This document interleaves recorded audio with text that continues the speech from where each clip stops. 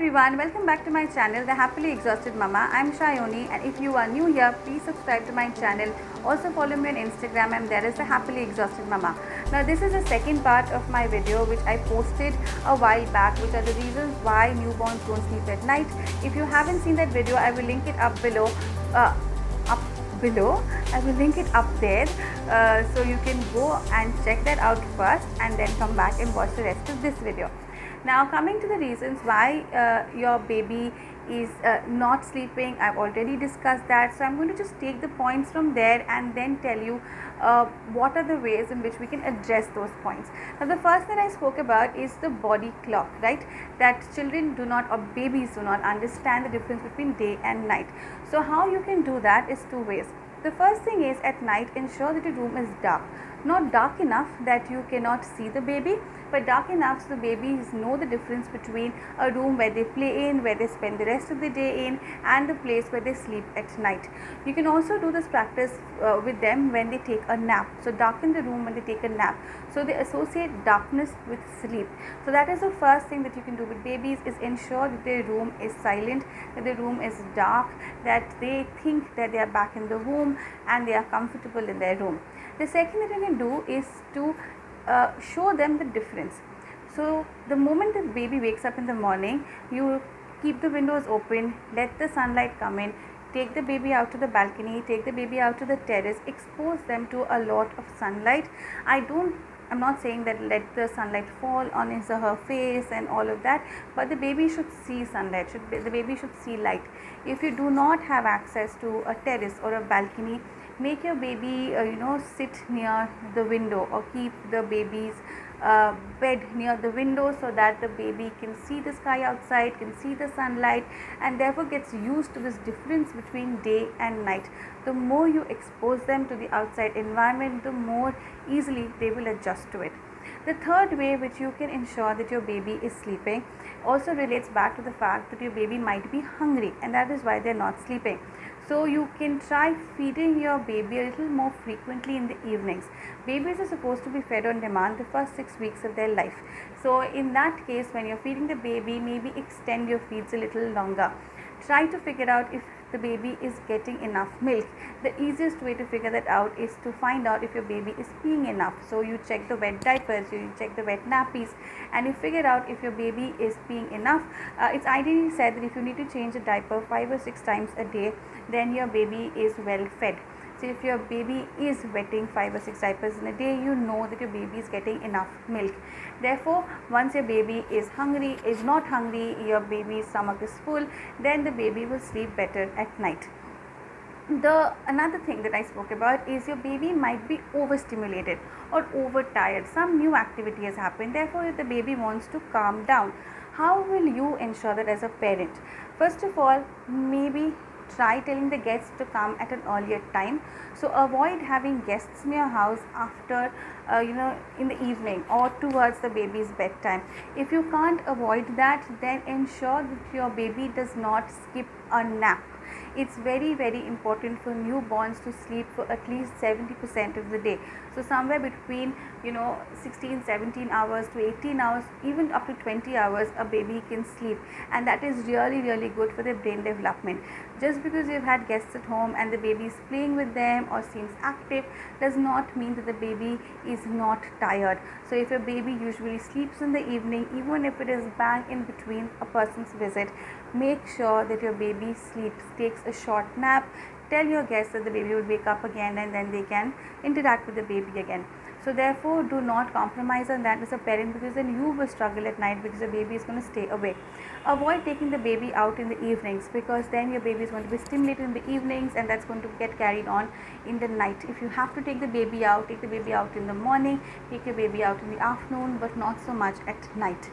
Also ensure that your baby, as I said, is not skipping any nap times at any point of time during the day. Even if you are playing with the baby and you're having a gala time and the baby is maybe smiling for the first time in their life, and you really want to keep the baby smiling, even then make sure your baby takes his or her nap. So you have to ensure that your baby is not overstimulated, your baby is not overtired. Maintain his or her nap schedules. Another thing that I talked about in the previous video is the fact that your baby might be uncomfortable. The easiest way to check if your baby is warm or cold is to check the baby's stomach and behind the baby's neck. So those are the areas which will tell you how hot or cold the baby is. Usually a baby's forehead or just the head is warmer. Any sort of activity warms them up. So the best area to check is their stomach and also the back of their neck, which is going to tell you whether the baby is sweating, whether the baby is freezing or feeling cold. So you can dress the baby accordingly. I would also suggest that if you are not diapering your baby, start diapering your baby at night at least, because diapers at night really help the baby to stay dry and clean, and the baby will sleep better. You've spent so much time trying to put the baby to sleep, and the moment you put the baby to sleep, the baby pees, and then the entire effort of then changing the baby, and the baby will obviously get up at that point of time. Therefore avoid that. Try using a diaper at night if you can afford to do that. There's nothing like it, so that your baby remains dry. You can obviously go for cloth diapers if you want to be environment friendly. So that is absolutely your call, but diapering at night really helps with the baby's sleep. Another method that you can use to keep your baby warm, especially if you live in a colder area, is swaddling your baby. So my baby was born in October, so swaddling did help my baby. He didn't like being swaddled too much, but now and then when he would just want to fall asleep but could not fall asleep, I would tightly swaddle him, and then I would obviously see the difference. I would immediately see the difference. The baby has calmed down and he is now ready to fall asleep. A lot of babies will not like being asleep in a swaddle, but it's a great way to calm the baby down and just let him fall asleep, and then eventually the baby will wriggle out of the swaddle. A lot of babies do that. You can find a number of videos online which show you how to swaddle your baby. You can go and check them out. Unfortunately my baby is already 9 months old, so I cannot do a video with him showing how I swaddle him. He's too big for that and he won't stay still. Another way that you could calm your baby down, help your baby sleep better, is to also slow down your activity levels at night. So if you think you're going to keep the TV on till 10 o'clock and at 10:05 your baby is going to fall asleep when you take him to a different room, that is not going to happen. At least an hour before you decide your baby has to fall asleep, you start slowing down the activity levels in your house. Start speaking softly. Try switching off the TVs. Try switching off any gadgets that are playing music or whatever. Don't have loud noises. Darken the room. As I already mentioned in my first point, is that bring down the activity levels, so you encourage the baby that this is what going to sleep feels like everything sort of calms down, and the baby will also start relating darkness, less volume to sleep time. A number of parents also think that if they give the baby a bath before they go to sleep, a baby sleeps better. That might work for a lot of babies. The baby gets really calm when the bath has happened and it goes asleep very nicely. But if your baby enjoys the water, then it's a really bad idea. My baby loves the water, so if I give the baby a bath before he falls asleep, he's just going to get really stimulated.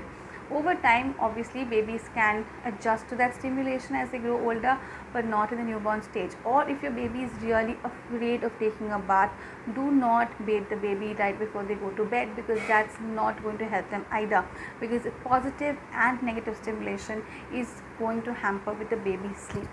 So with that, my tips and tricks of how to make your baby sleep better is over. I hope you found all of them or some of them useful. Please let me know if you try them out, if it has helped you, down in the comments below. You can also comment on my Instagram stories or Instagram posts, and I would love to connect with all of you. I hope these two videos were helpful. If you want to know the nap time and play time of my 9-month-old, I will do that video very soon. So I will see you again. Bye.